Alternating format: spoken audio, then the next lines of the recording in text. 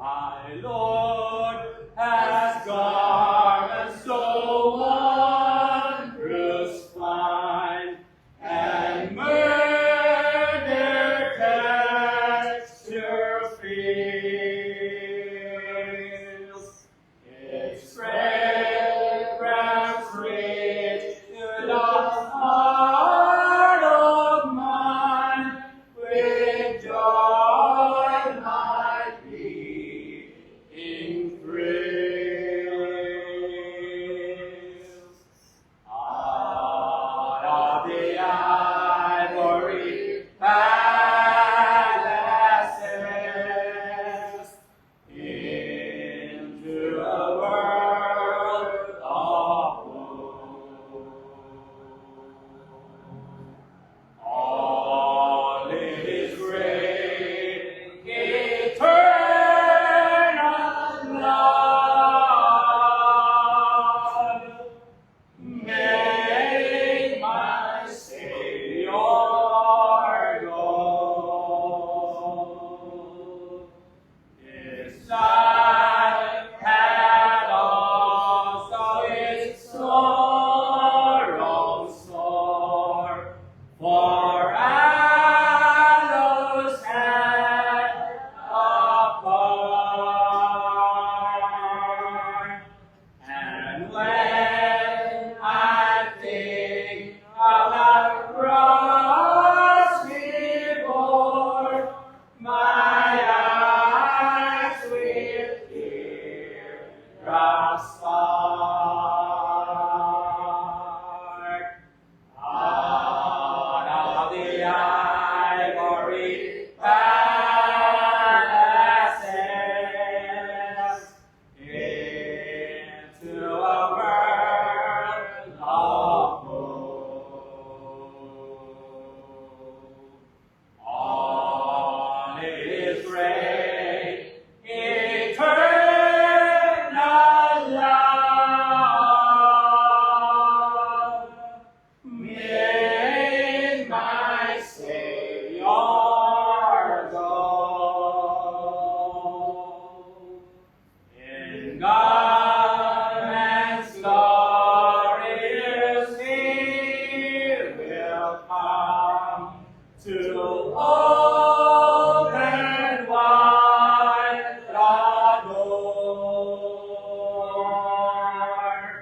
and I shall enter my heavenly home to dwell forevermore. Out of the ivory palaces into a world of woe. All is great, eternal love. May my Savior go.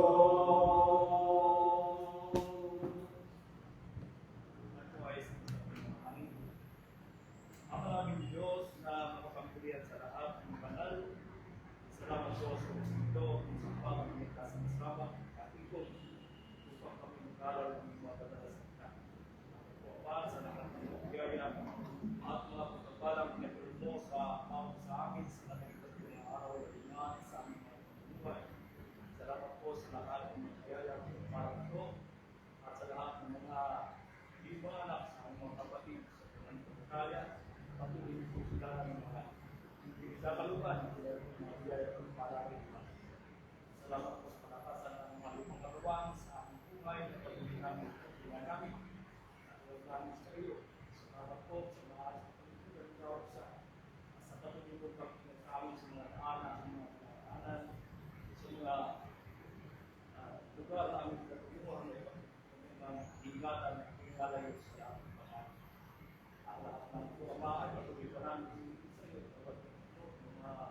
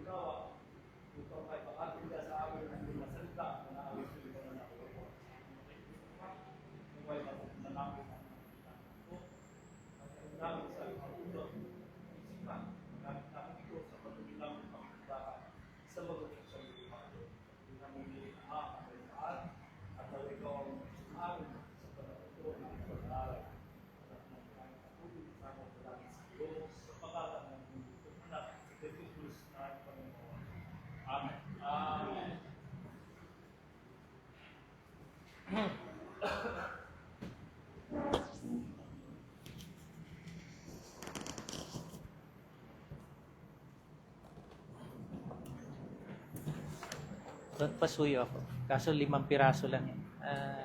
In notes na ano. Bigyan mo sila sa hati na lang, share na lang sila. Isa lang yan. Tag-isa lang. Share na lang sila. Si Sister Crisali, isa na lang din. Share na lang siya. 5, 6 yan. Okay. Sister. Okay. Okay, good evening mga kapatid. It's a blessings again to be with you this night. Para sama-sama natin pag-aralan ng salita ng Diyos. So if you have a Bible with you, open it in Philippians. We will start chapter 2 this evening, 1 to 11. Chapter 2, verse 1 to 11, yung bibigyan natin ng pansin. Last mga midweek natin, natapos na natin ang chapter 1. So this is now lesson 4, pang-apat na lesson na ang nagagawa natin at nasa chapter 2 pa lang tayo. Okay, so yung libro ng Philippians ay may 4 chapters. So basahin po natin ito. Konti lang ito, 4 chapters lang. 104 verses and approximately more than 200 words lang yan. So ulit-ulitin natin basahin. Maaari, magagandang memorya, pwede natin i-memorize. So yung lesson 2 natin, pinag-aralan natin yung blueprint. Kaya ang nakuha natin background yan, ito, yung blueprint ng isang bahay. Ito yung verse 1 to 11, ito yung blueprint ng isang kongregasyon na matured. Ang mga members ay humble, they are humble servant. Yung mga leaders nila, mga nangunguna sa kanila ay faithful. Then, mayroon silang mapagpasalamat na buhay.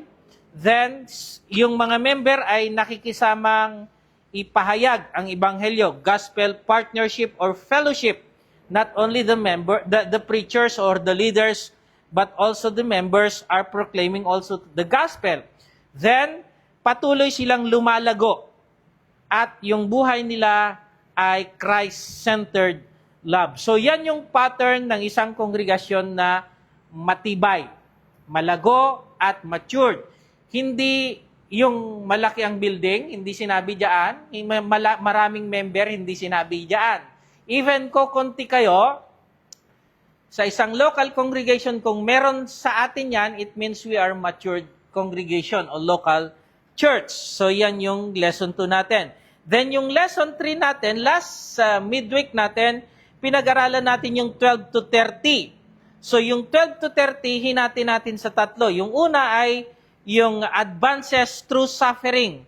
So yung mga trials na nangyayari sa atin ay ginagamit ng ating Panginoong Hesus yun para may advance yung gospel. Kagaya ng nangyari kay Apostol Pablo.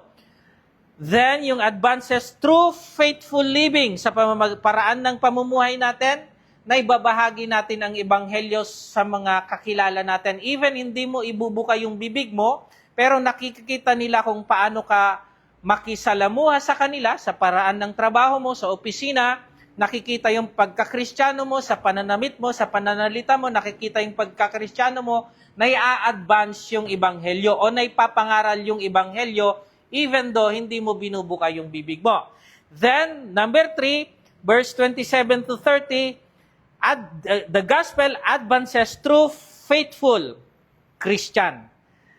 Okay, so yan yung lesson 3 natin. So lesson 4 natin, chapter 2, verse 1 to 11, ito yung outline. Nandito yung mga passages niya. Then verse 1 to 2, about the foundation of Christian unity. Then, practice of Christian humility. Then, develop of Christ's mind. Then, humiliation of Christ and exaltation of Christ. So, yan lang yung bibigyan natin ng pansin.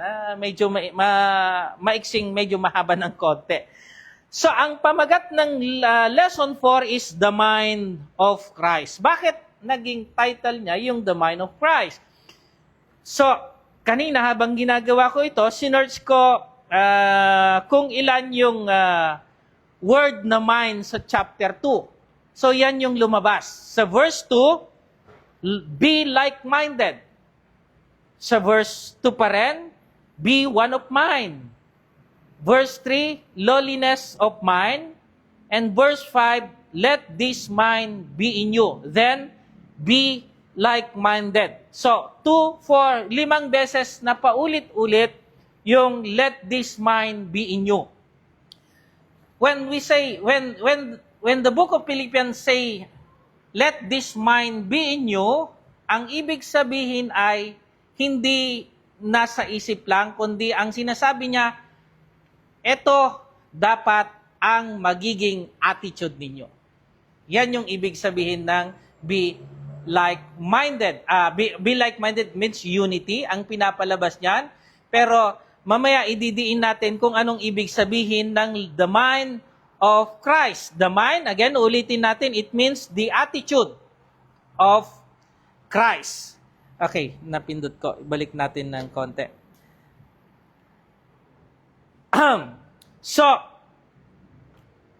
So verse 1 tayo, Sister Rosemary, pakibasa ako ng verse 1. Kaya nga, kung mayroong anumang kaaliwan kay Kristo, kung may anumang kaginhawaan, ulot ng pag-ibig, kung may anumang pakikisama ng Espiritu, kung may anumang pagmamahal at habag. Okay, so, yung therefore dyan, yung therefore, anong lagi natin sinasabi, Brad, pag nakakabasa tayo ng therefore? That's the conclusion of the previous verses. Yung chapter 1, verse 28 to 30. Yun yung isa na sabi niya, therefore. Kaya nga. So that's chapter 1, verse 28 to 30. Yan yung conclusion niya. Or sabihin mo na lang, buong chapter 1. That's the conclusion of chapter 1. Therefore, kung mayroon anumang kalinawan. So yan yung 4 spiritual blessings. 4 spiritual blessings na magmo-motivate sa atin bilang isang Kristiyano paano i-maintain yung pagkakaisa. Yung 4 na yan. Ano yung una?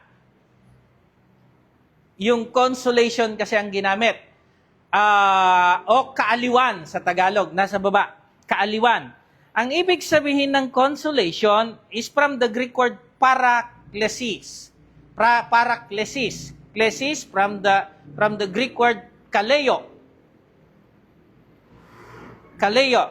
Para, nung pinag-aaralan ko yan, though 20 years ko nang alam yung salitang yan, nung nag-aaral pa ako, para it means sa tabi. Kaya pala yung Tagalog, sabi ko, para, mama po, para, sa tabi. Yun pala ibig sabihin nun. It means alongside. Kasi para, it means alongside. So, pag kinatok mo yung jeep, mama, para po, sa tabi lang po. Di ba? Yun yung kadugtong nun? Para, sa tabi lang po.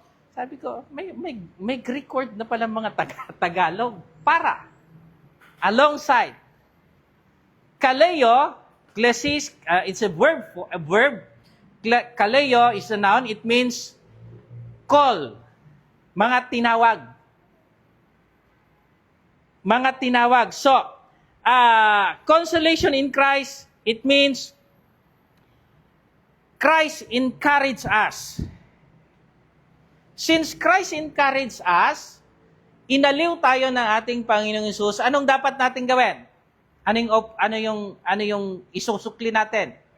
Since naka-experience ka ng pag-aliw, aaliwin mo rin ang iba. Yun ang ibig sabihin ng paraklesis. Para magkaroon ng unity. Inaliw ka ni Kristo, yung experience mo yung na-experience mo na pag-aliw kay Kristo sa'yo, aliwin mo rin ang ibang tao. Yan ang ibig niyang sabihin. So, para may promote mo yung unity. Four spiritual blessings to maintain that unity of the church. The number 2 is comfort. Since kinomfort tayo ng ating Panginoong Hesus sa pamamagitan ng kanyang pag-ibig sa mga pagsubok natin sa buhay, so gawin din natin sa iba. Aliwin ang iba, i-comfort din natin ang iba. At ang pangatlo, From the Greek word koinonia, it means fellowship. Fellowship o pakikisama sa Espiritu. Pakikisama sa Espiritu. Sa pinag-aralan na natin ito, sa Colossians 3:14, above all these things, put on love, which is the bond of perfection. Yung pakikisama sa fellowship. Pag sinabi mong fellowship kasi sa ating panahon ngayon, kainan. Fellowship. Punta tayo doon. Meron salo-saluhan doon. Salo-salo kasi yan. Sa fellowship is salo-salo. Pagsasama-sama. So, when we take the bread,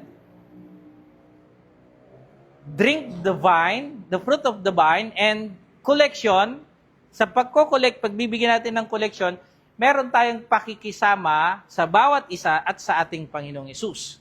So, kasi naging question yan, kung paano yung kagaya ng 2 o 3 yung kongregasyon. So, it means pag hindi ka nag-take ng Lord's Supper kasi tapos ka na dun sa pang-umagang worship, hindi ka nakiki-fellowship sa kanila. Kasi yung pag-take ng Lord's Supper is pagpapakita ng pakikisama sa kanila. So, nasa iyo na yon kung gusto mong mag-take ng umaga, kung ilan yung pinuntahan mo doon, tatlong service sa isang araw. So, it means 3 beses ka rin, nasa iyo na yan. Nasa iyo na yan. Kasi hindi naman fellowship lang sa local congregation, kundi tayo ay nasa general, universal kingdom. So, universal kingdom. Not only to the local congregation. Then, number 4 is the affection or yung pagmamahal at habag. Pagmamahal at habag. So, yung, ito yung 4 na blessings na ibigay ng Panginoon para yung title natin. Ito yung pundasyon. Pundasyon ng Christian unity. Yung 4 na yan. Kaaliwan, Kristo, kaginhawaan, dulot ng pag-ibig, that's number 2. Pakikisama sa Espiritu, that's number 3. At number 4, pagmamahal at habag. Yan yung pundasyon ng pagkakaisa sa loob ng iglesia ng ating Panginoong Hesus. Then, verse 2, Brad Shalom. Ay lubusin ninyo ang aking katuwaan upang kayo'y mga kaisa na pag-iisip, mga taglay ng isa ring pag-ibig, na mga kaisa ng akala at isa lamang pag-iisip. Okay, so, dito, ito yung kasiyahan ni Apostol Pablo. Ano yung magpo-fulfill? Fulfill my joy. Sa pamamagitan ng 4 na ito uli. 4. So, four expressions that describe unity. Number 1, ang sabi niya, being like-minded. So, ito yung naglulubos kay Apostol Pablo ng kanyang kagalakan sa pamamagitan ng pagkakaroon ng iisang pag-iisip. Iisang pag-iisip. Kagaya niyan, pag midweek, meron tayong pare-parehong pag-iisip na a-attend ng midweek service. Be like-minded. Kapag ang kongregasyon, brethren, ay kontra yung isa, so wala silang pagkakaisa. Kasi hindi sila nagkakaisa ng pag-iisip. So that number 1. Pangalawa, pagkakaroon ng magkakatulad na pag-ibig. Then number 3, pagkakaisa sa damdamin. At pagkakaroon ng iisang layunin. Iisa, pagkakaisa, iisa. So paulit-ulit niyang sinasabi ni Apostol Pablo yung salitang pagkakaisa. So ito yung naglulubos ng kagalakan ni Apostol Pablo. So the same din sa preacher. Pag nakikita niya yung mga member ay nagkakaisa, matutuwa rin yung preacher. At hindi lang siya yung natutuwa, even ang ating Panginoong Hesus. Even ang ating Panginoong Hesus ay natutuwa kapag ang isang lokal, at hindi lang lokal, even other congregation, ay meron nito. Pero minsan pag balita ka ng isang local congregation na nahati, bakit nahati? Ano nangyari doon? Kasi Brad, di nagkasundo yung dalawang elder. Nagdebate sila. Sila nagdidebate. Minsan nangyayari yan sa gospel meeting, may mga bisita pa. Yung question, malayo na doon sa pinag-uusapan. Gusto lang ma-recognize yung iba na preacher. So, salita dito, ayaw naman tanggapin. So, nagkakaiba sila ng direksyon na. So, nawawala na yung unity. Nawawala na yung pagkakaisa. So, pag meron ang isang kongregasyon nito, natutuwa ang ating Panginoong Hesus. At ito rin yung nagfulfill sa kagalakan ni Apostol Pablo. Verse 3, Bradon. Huwag kayong gumawa ng anuman dahil sa makasariling ambisyon o pagyayabang, kundi sa kapakumbabaan ay ituring ng bawat isa ang iba na higit na mabuti kaysa sa kanyang sarili. Thank you. So ito ay kaaway. Itong dalawang ito ay kaaway ng pagkakaisa. Kaaway. Pag may mataas ang ihi doon, yun. Sa isang kongregasyon, o pag may elder, mataas ang ihi, ang nangyayari? Nagkakawatak-watak. Kasi ito yung kaaway ng unity o pagkakaisa. Selfish o makasariling ambisyon at mas maganda yung Tagalog niya, no? Yung conceit, malalim. Hindi natin gaanong ginagamit yan. Pagmamayabang. Pagmamayabang. Selfish ambition, it means seeking personal advantage. Yung advantage niya, yung kanyang iniisip, yung recognition niya, ay mas nakapag-aral ako doon, mas matalino ako doon, mas mayaman ako doon. So dapat ako yung ma-recognize, hindi siya. So yun yung selfish ambition. Then yung pagmamayabang, madali na lang yan, yung empty glory. So ito yung halimbawa sa next slide.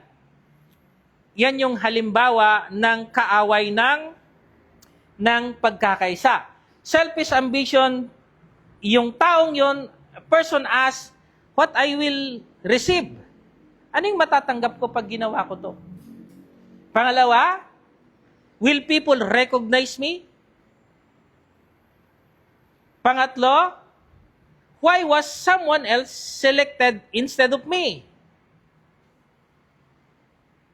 Then, why did they not follow my idea? Then, how can I become more important?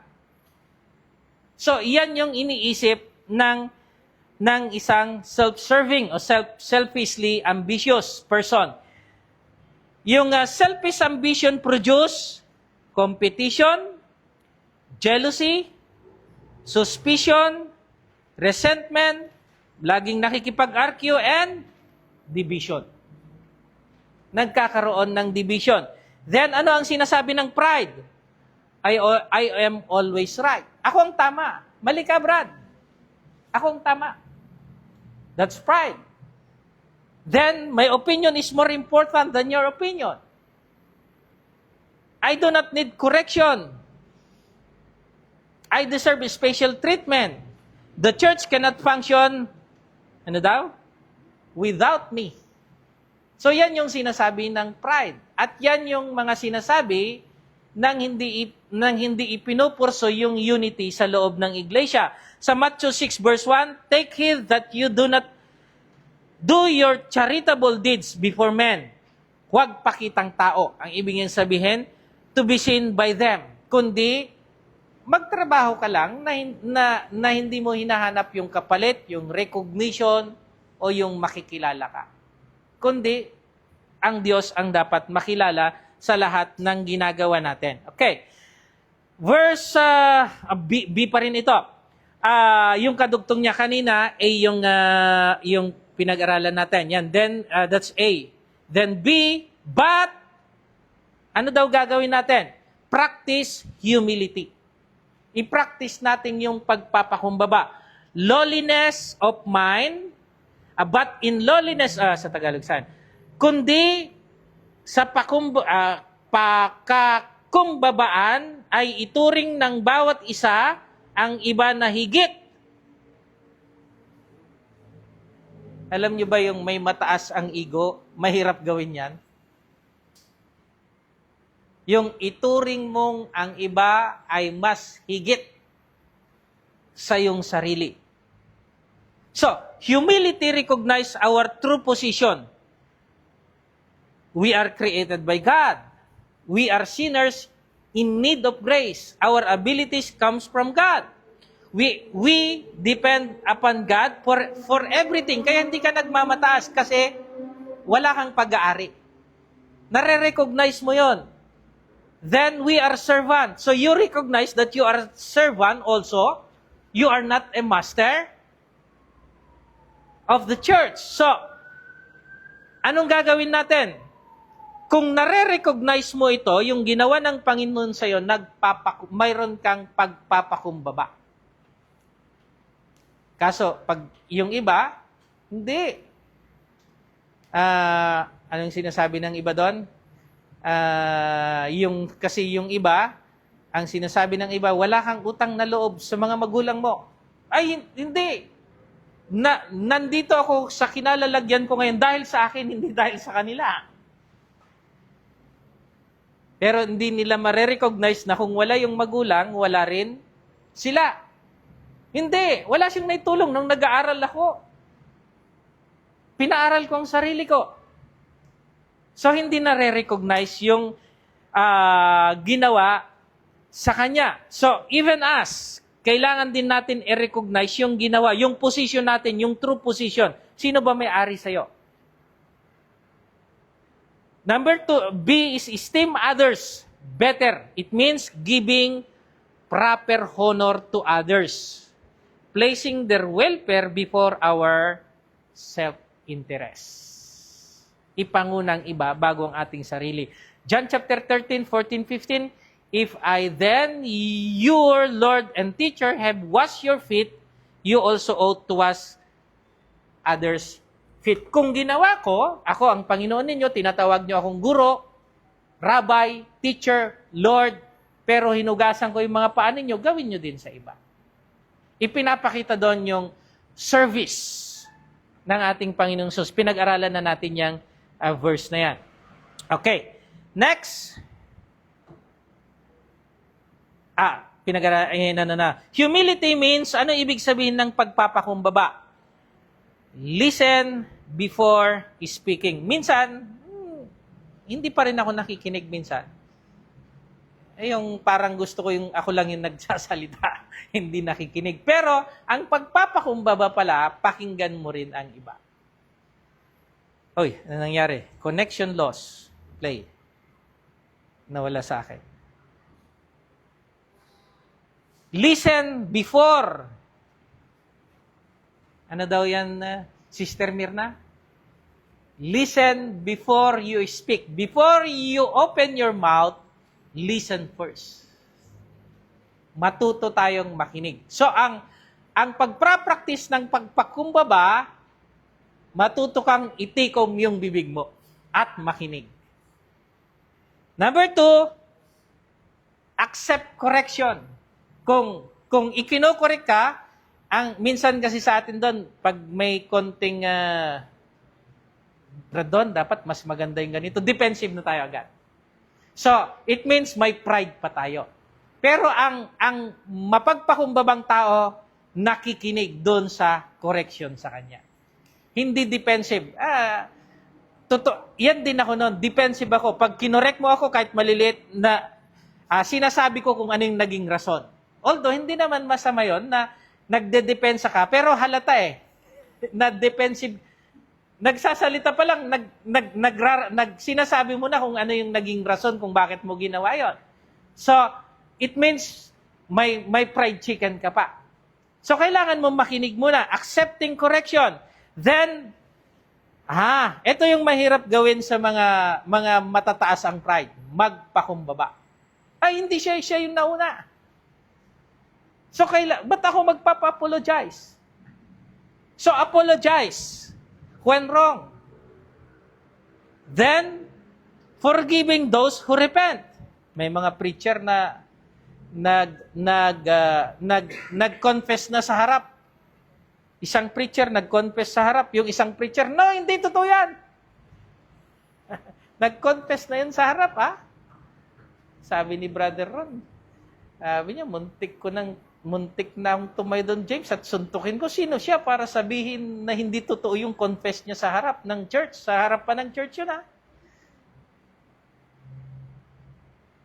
So, nandun yung pride. Wala pa sa kanya yung pagpapakumbaba. So, forgiving those who repent. Nagsisi na nga Pero makikita mo naman kasi kung tunay o hindi. Pero pag sa harap na ng iglesia, wala ka ng karapatan na magsabi na hindi totoo.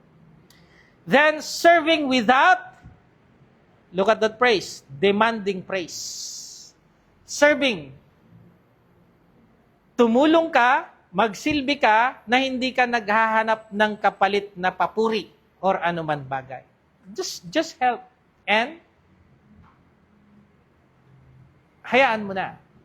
Ang Diyos ang magpapuri sa'yo. So, giving others an opportunity to serve.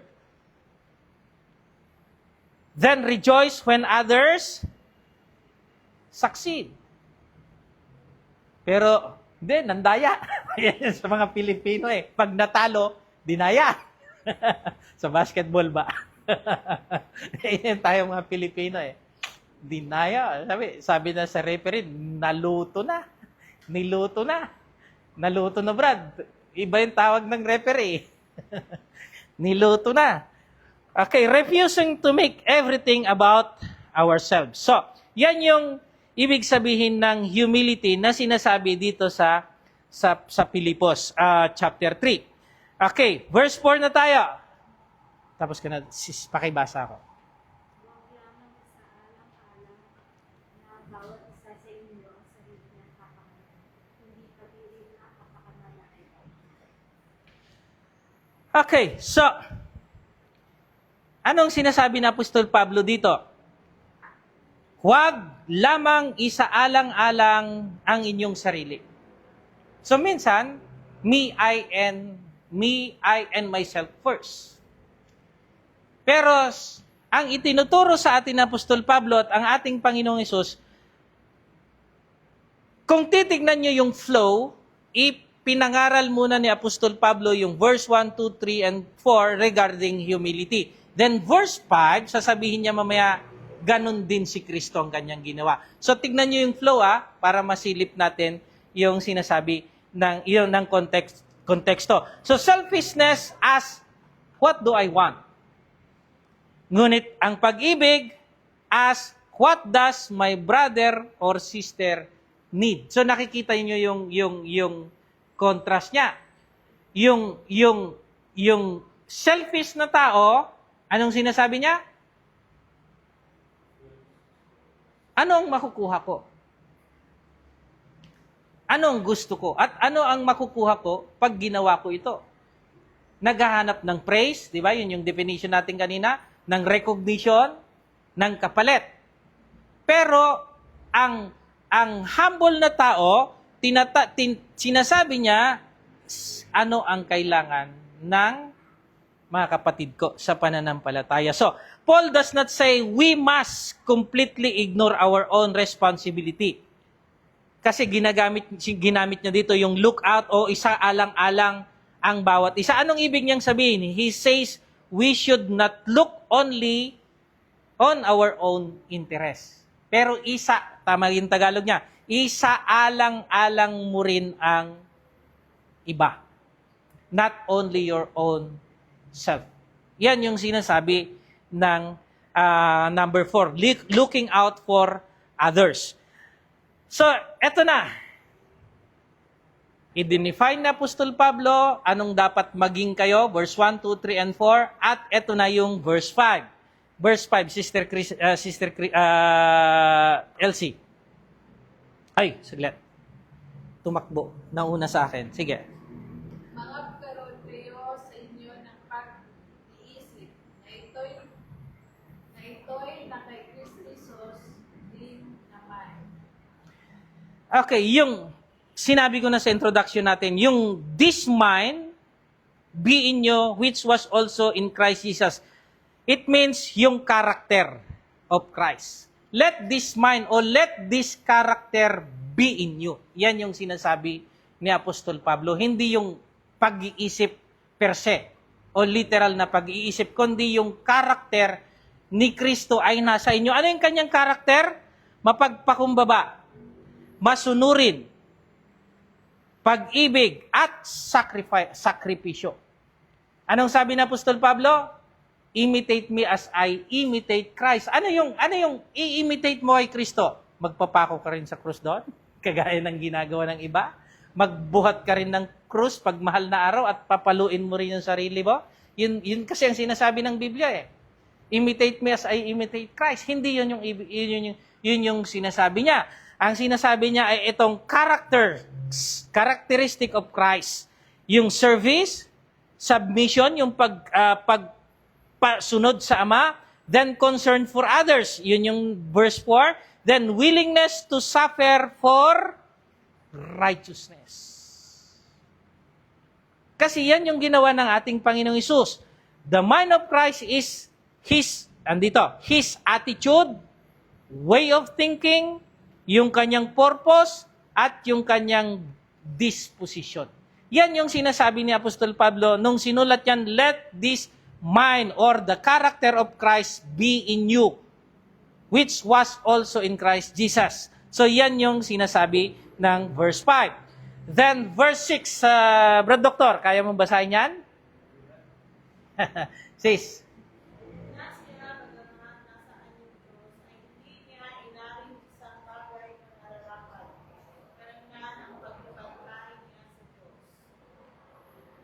Okay, ano yung sinasabi ng passage na yan? Yung being in the form of God. Sa Tagalog, nasaan yung Diyos? Bagamat, nasaan yung Diyos? Sa John chapter 1, verse 1, sinasabi na doon na the Word was with God and was God. Diyos na siya talaga. At sinabi niya sa John 1:14, and the Word became flesh. Sa John 8:58, Jesus existed before Abraham. Before Abraham was, I am. Nandun na ako. So dito ipinapakita yung eternal o Christ eternal position. Ano siya bago siya naging tao? Siya ay tao. Sabi ng iba, hindi. Kasi nandun yung salitang hindi niya inaring isang bagay na nararapat panangnan pagka Diyos nasa verse 6 mamaya. So, yung equal ang ginamit with God. Equal o pagpantay sila sa Diyos. Paano sila naging pantay? Kasi even siya ay creator din. Nandito sa Colossians 1:15-17. All things were created through Him. And without Him, kung ituloy natin, nothing was made that was made. Kung wala siya, wala ang mga bagay. So, equal. Hebrews 1:3, He is the express image o icon sa Greek word of God's person. So, Jesus existed before His human birth. Sa iba kasi, hindi. Nasa isip lang daw siya noon.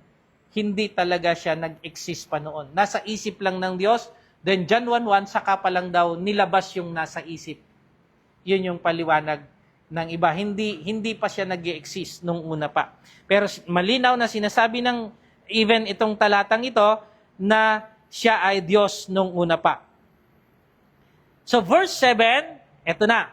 But made himself no reputation. Yung reputation, sa ibang translation kasi, ang ginamit na sa baba, tignan niyo yung baba, kino. Yan yung Greek word niya. Or reputation, or sa ibang translation, to empty himself, or to make oneself nothing. Yan ang ibig sabihin ng no reputation or kino. Kino. So, Christ made himself no reputation. Christ took the form of bondservant, yung form.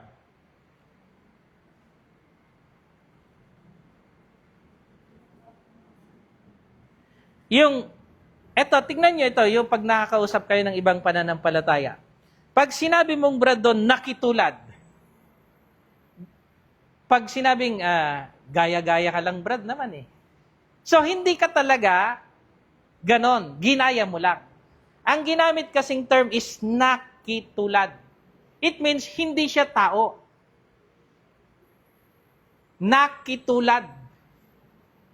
Nakigaya lang. Yun yung sinasabi niya rito. Hinubad niya ito, yung kanyang pagka-Diyos, at nag-anyong. Alipin, yung unyango ba? Yung unyango ay, di ko alam, nagko-camouflage, ano?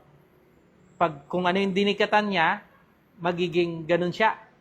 Kung dumikit sa green, magiging green din siya. Pag dumikit sa puno, kulay brown, nagiging brown din siya. Pero hindi talaga siya kanon, nakitulad lang. So, ang ating Panginoong Hesus, ipinapakita niya dito na hindi talaga siya dating tao. Nakigaya lang. Yun ang ibig sabihin ng nakitulad. Tignan niyo yung words na yan, ha? Nakitulad o nakigaya lang. Hindi siya tao. Kasi sa verse 6 kanina, nasaan yung Diyos siya. Bagamat siya, nasaan yung Diyos siya, hindi niya pinangnan nito. Bugkos, anong ginawa niya? But made himself no reputation or empty. Kino, it means empty or to make oneself nothing. Hinubad niya. Then, nakigaya. Nung hinubad niya yung kanyang pagka-Diyos, nakigaya siya. Saan?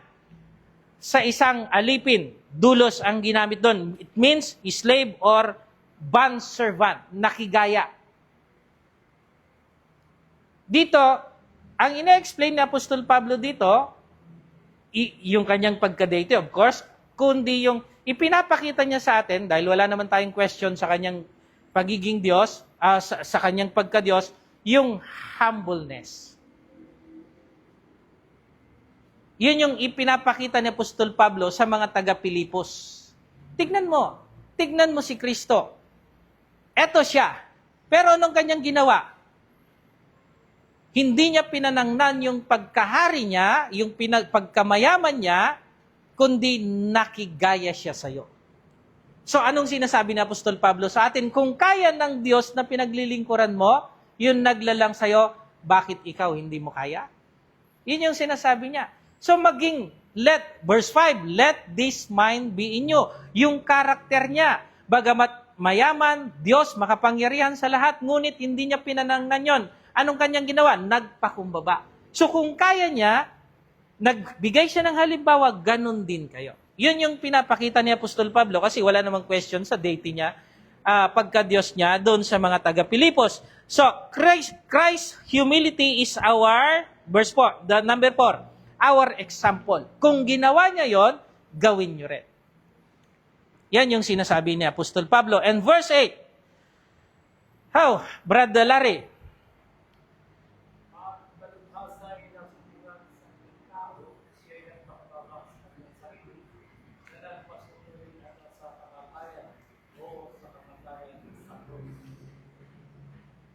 Hinighlight ko yan. Found in appearance of man.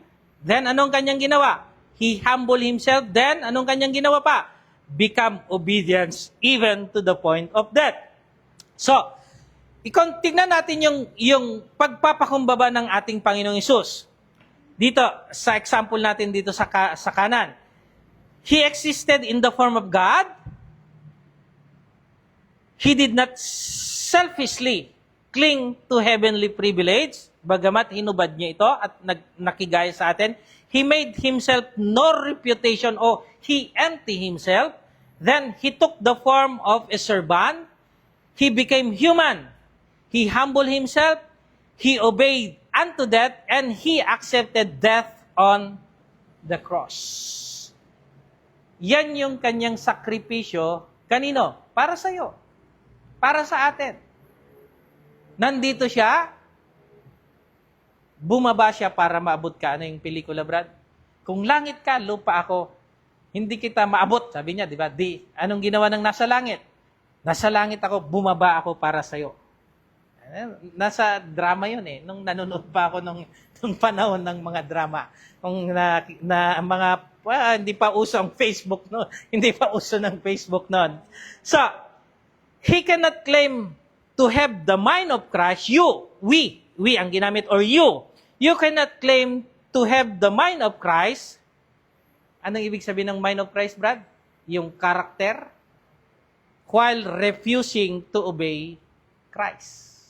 So, hindi mo makle-claim na Kristiyano ka na, hindi mo naman sinusunod yung kagustuhan ng Diyos.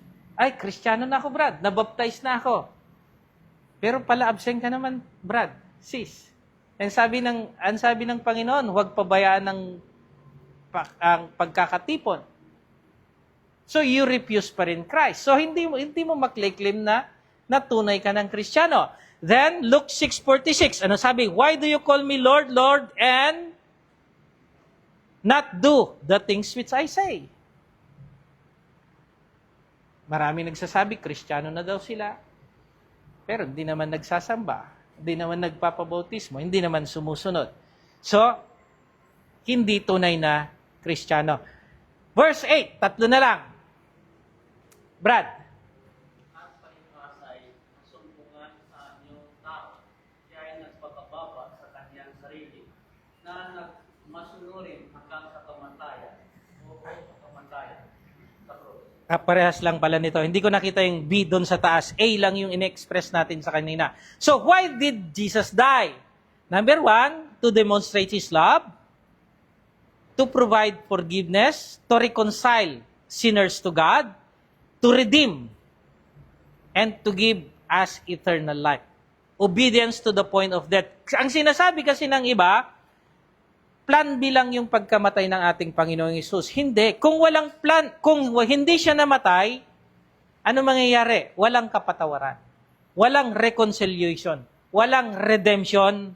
At walang buhay na magpakailanman o eternal life. Walang eternal life. So the cross show both terrible serious of sin and the immeasurable greatness of God's love. So, ito lagi kong ginagamit, pag tinatanong natin ang Diyos, mahal ba ako ng Diyos? So, sasabihin niya lang sa'yo, tuturo niya lang yung krus. Anong ginawa ko dun sa krus? Hindi ko ba ipinakita yung pag-ibig ko sa'yo? Tumingin ka lang dun sa krus. Hindi niya na kailangan magsalita, i-express o sasabihin kung gaano kanya mahal. Turo ka lang sa Diyos. Ituturo ka lang dun sa krus. Okay, then 9. Brad, ulitin mo kay nabasa na pala yung 8 kanina. 9. Kaya siya naman ay pinakadakila ng Diyos at siya ay binigyan ng pangalan lalo sa lahat ng pangalan.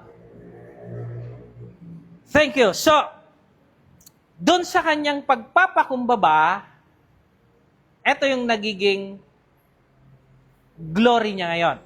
Ano yung kanyang natanggap? Therefore, again, yung therefore, that's the conclusion of the previous verses. Pinadakila siya ng Diyos at binigyan ng tingnan niya, pangalang lalo sa lahat ng pangalan. Yung highly exalted, from the Greek word hyper-ripso. Hyper kasi sa pag binasa yung etong yan, sa Greek word is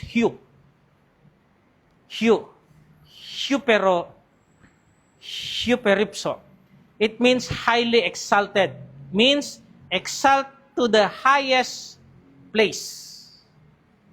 Exalt to the highest place. So, in biblical thought and name, sa pangalawa yan, yung highly exalted, God exalted Jesus because of His obedience. So, the same din sa atin. Kapag tayo ay sumusunod sa Ama, anong gagawin na sa atin? Itataas din tayo. Yung highly exalted, ano ang ginawa sa kanya ng ating Panginoong Hesus? ang ama, anong ginawa sa kanya ng ama?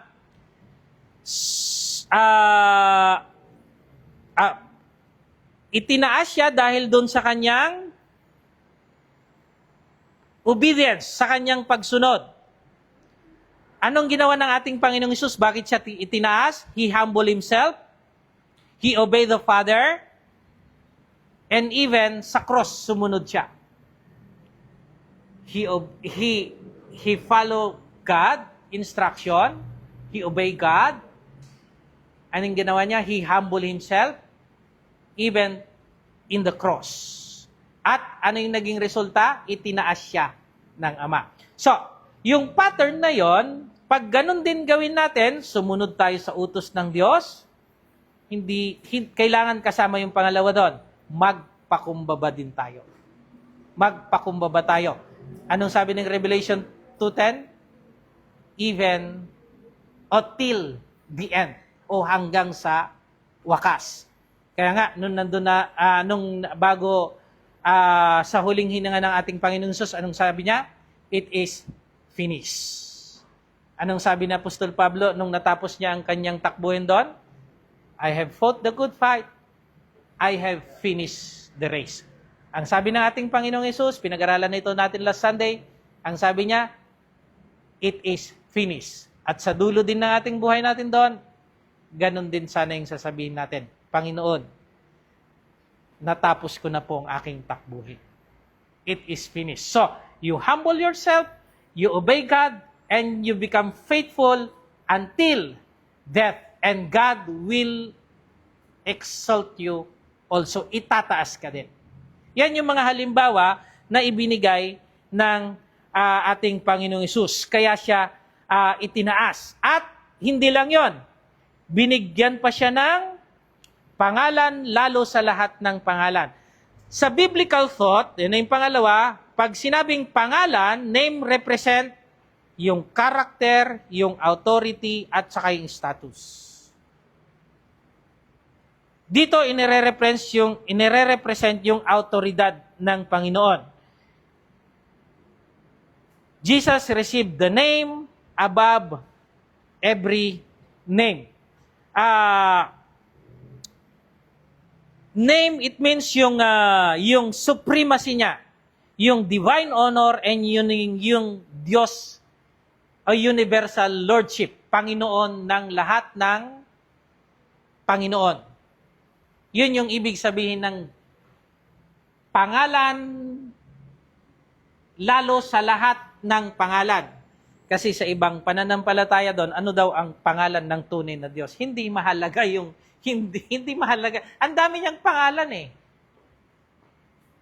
Pero alam mo kung saan tutumbukin nun. Ano ang pangalan ng tunay na Diyos?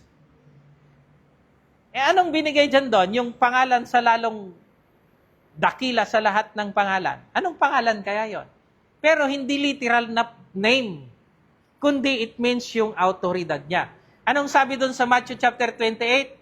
All authority is given unto me. Ang sabi ng Panginoon. Yun yung pangalan o autoridad na lalong dakila sa lahat ng autoridad. Autoridad sa langit, sa lupa, ibinigay sa Kanya. Yun yung sinasabi ng verse 9 na to. Okay, then isang verse pa. Isang versikulo pa. Verse 10. Balik tayo kay Sister Rosemary. Upang sa pangalan ni Jesus ay ihold ang lahat ng puso na nangasa langit at na nangasa ibabaw ng lupa at na nangasa ilalim ng lupa. Okay, so every knee will bow. Anong ibig sabihin? So, may two ways to bow. Number one, bow willingly now. It means you believe, you obey, you worship Him, and serve Him. Kung hindi mo i-acknowledge, yun ang ibig niyang sabihin dyan. Lahat, that the name of Jesus, every knee, o lahat ng creation, yan ang ibig niyang sabihin, ay kailangan i-acknowledge o yumukod o maniwala, magsamba at pagsilbihan siya. At sumunod sa Kanya. Those who are in earth or even in heaven, on earth, and those under the earth. It means all creation, kailangan manampalataya sa Kanya. Yun yung ibig niyang sabihin. At yung mga hindi nanampalataya naman, even them, ay luluhod din sa Kanya someday. That's number 2. Bow necessarily at when? On Judgment Day. Anong mangyayari sa kanila? Even those who reject Him, yuyukod pa rin sa Kanya. Reject Him now will eventually recognize His authority. Susundin pa rin siya. Doon ka sa impyerno. Yun yung sinasabi ng verse. Every knee should bow in heaven and in earth. Lahat ng creation ay yuyukod sa Kanya. Kung hindi i-recognize siya ngayon, hindi siya maniniwala, walang paraan para maging exemption na hindi ka luluhod sa Kanya. Haharap. 1 Corinthians chapter 5 o 10 verse 5 ba yan? We must all appear before the judgment seat of Christ. Lahat tayo ay kinakailangan, mas ang ginamit doon, kinakailangan humarap sa hukuman ng Diyos. Walang exempted doon. Yun yung sinasabi nito. Upang sa pangalan ni Jesus ay luluhod lahat ng tuhod. Haharap tayo lahat. Hindi ka maniniwala ngayon, haharap ka din. Haharap ka din sa Kanya para husgahan ka ng Panginoon. And last verse, Brad Shalom. At ipahayag ng bawat dila na si Jesucristo ay Panginoon sa ikaluluhati ng Diyos Ama. How? So every tongue, it should confess. Every tongue. So every person will acknowledge Jesus. Every nation, believers and unbelievers, no one will deny His sovereign rule forever. Lahat ng dila, bawat dila ang ginamit ni Jesucristo, ipapahayag or i-acknowledge siya. So every tongue will confess that Jesus Christ is Lord. Every knee, every tongue must recognize Him. Kung hindi siya i-recognize, ano mangyayari? Haharap pa rin siya sa hukuman ng Diyos at tatanggapin ang bawat isa ang kanyang gantimpala.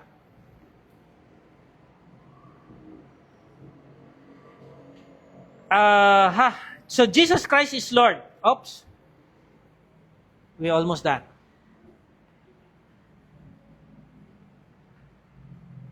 Yung Lord, from the Greek word kurios, Christ is Lord. It means His deity, His supreme authority, His kingship, His right to rule over all creation. So Jesus Christ is Lord. Confess that Jesus Christ is Lord. Tanggapin mo yun na siya ay Diyos, yung deity niya. Siya yung pinakamataas, dakila sa lahat. Siya yung hari at siya yung right to rule over all creation. Yun ang ibig niya. Confess. You acknowledge Him as your Lord. Christ is Lord. Meron pa. Number 3. So yung confess, Jesus Christ is Lord. Pag ikinonfess mo ang si Kristo, anong mangyayari? Matutuwa ang Diyos. Ikalululhati ng Diyos. So if you acknowledge Christ, God, winalwalhati ang Ama. Winalwalhati ang Ama. So, this confession brings glory to God the Father. You honor also the Father, fulfill God's eternal plan, reveal God's wisdom and love, and magnifies His work of redemption. Kasi kung di natin ina-acknowledge ang Ama, anong sabi niya? If you confess me before my Father, I will also confess you to the Father. Kung in-acknowledge mo siya, i-acknowledge ka rin niya sa Ama. Yun yung kagandahan niyan. Okay, then last. Yung humiliation and exaltation ng ating Panginoong Hesus. So, anong ginawa ng ating Panginoong Hesus? Nasa conclusion na tayo.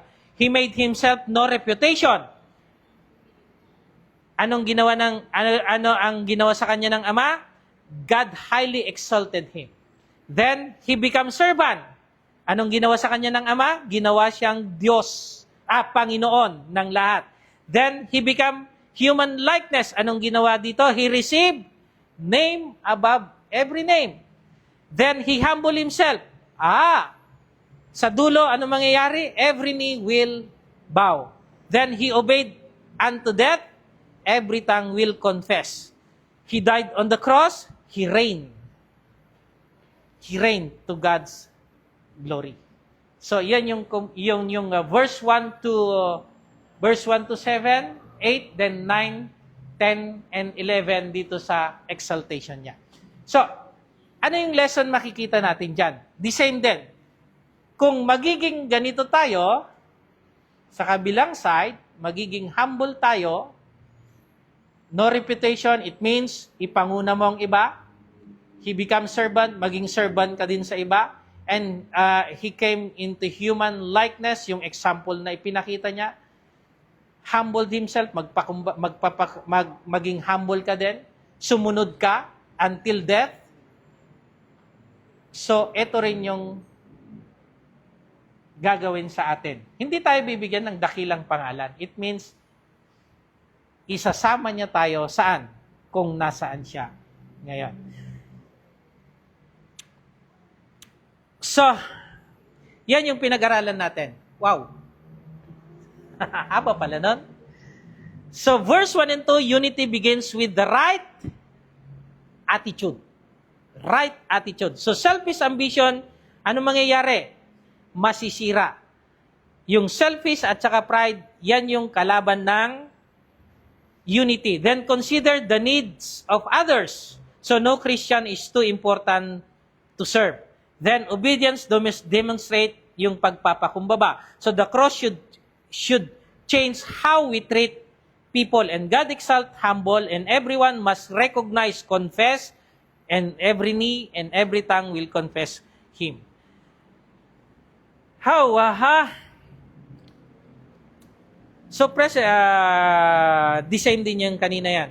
So, the mind of the world say, dito sa baba, ito yung descendant kasi, promote yourself, protect yourself, demand your right. That's the mind of the world. Pero ang sinabi ni Apostol Pablo, let this mind also, anong karakter? Hindi yung kabila, yung world, kundi yung kay Kristo. Pag nasa atin yung mind ni Christ o character of Christ, ano mangyayari? Humble yourself, obey God, serve others, and willing to sacrifice. Yan yung invitation sa hindi pa nananampalataya. So, any question? Medyo mahaba-haba pala yun. Buti na lang, kumain na tayo. Any question o additional insight? Brother Don? Wala. Okay. Malinaw? Yan yung kagandahan ng verse-by-verse study kasi makita mo yung flow ng pag-aaral. Verse 1, 2, 3, 4, 5, 6, 7, 8, ipinakita doon kung paano naging humble si Kristo at ganun din sana kayo. Let this mind be in you. And that let its mind be in you, it's a command doon. Let this mind be in you, it's a command. Maging utos yun ng Panginoon na maging ganito sana tayo. Yung mind ni Kristo, yung karakter ni Kristo. At kagaya ni Kristo, nagpaka-humble siya at itinaas siya ng Ama. At someday, itataas din tayo sa katabi ng ating Panginoong Hesus. Saan? Sa langit. Sino may gusto nun? Anong kailangan natin gawin? Minsan mahirap lunukin yung pride doon. Pero dahan-dahan naman. Dahan-dahan. Hindi naman agad napakinggan mo na yan, humble ka na agad. Minsan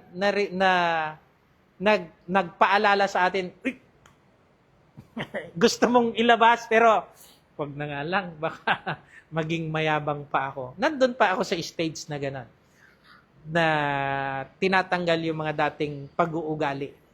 Although minsan, lumalabas pa rin, kaya sinasabi ni Mrs., parang di ka preacher. Ay, oo nga pala, preacher pala ako.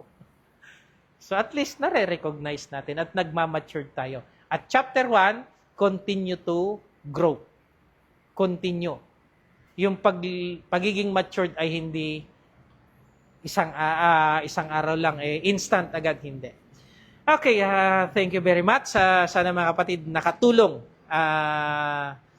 yung mga salitang pinag-aralan natin. Isang kanta, Brad, at tayo na tayo. At si Don, Brother Don, ang closing prayer natin.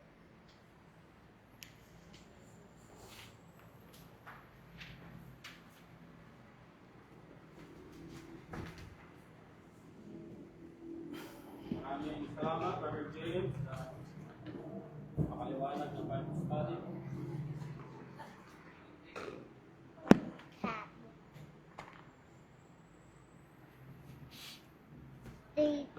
Ano page? Wala pa. 306. 306. 306.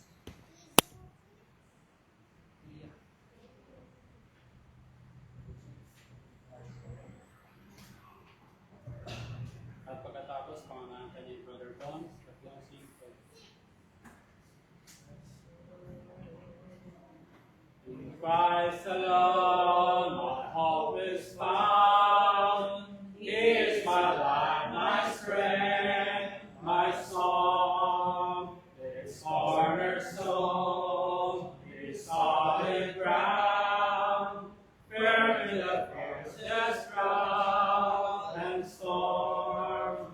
What heights of love, what depths of peace, when fears are stilled, when striving cease.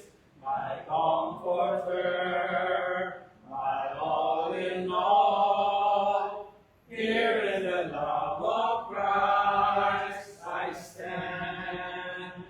In Christ alone, who took on flesh, fullness of God in helpless babe, His gift of love and righteousness, scorned by the ones He came to save.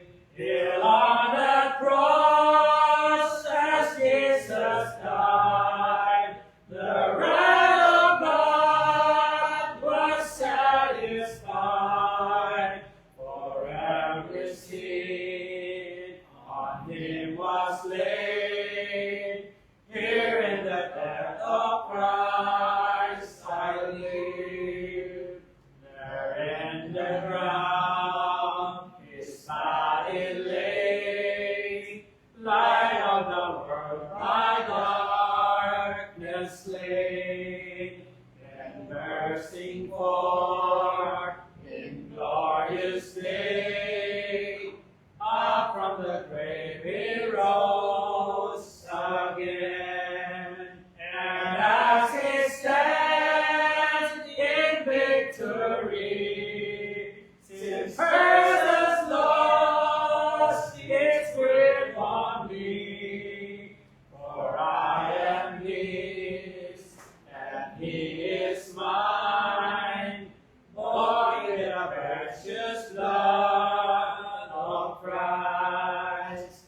No guilt in life, no fear in death. This is the power of Christ in me. From life's first cry to final breath, Jesus commands my destiny. No power of hell, no scheme of man can never pluck me from His hand.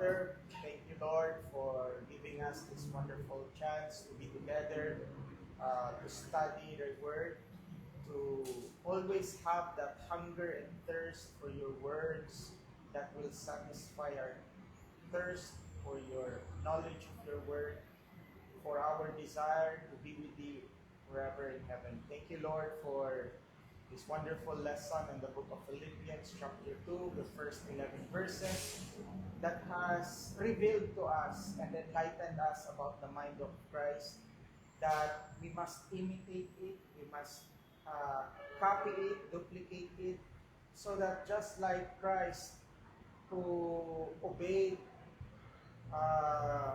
his purpose, humbled himself and glorified by you, Lord, we too, by our humility and obedience to your word, we too will be glorified on Judgment Day and enter the gates of heaven. We do hope and pray, Lord, that everything that we have learned today, we will be able to instill in our hearts and minds and never to forget it and always apply it to our day-to-day lives. And for those who are yet to obey the gospel, as our preacher has taught us, we cannot say that we have the mind of Christ if we did not obey His word.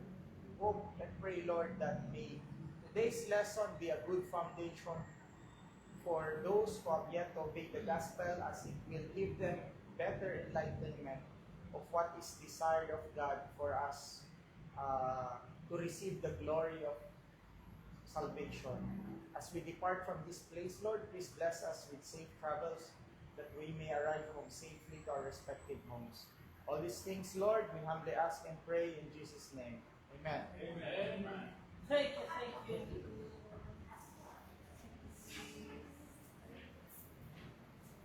Thank you po. Galing ka trabaho? Kapoy na. Antok na. Antok na si Dudong.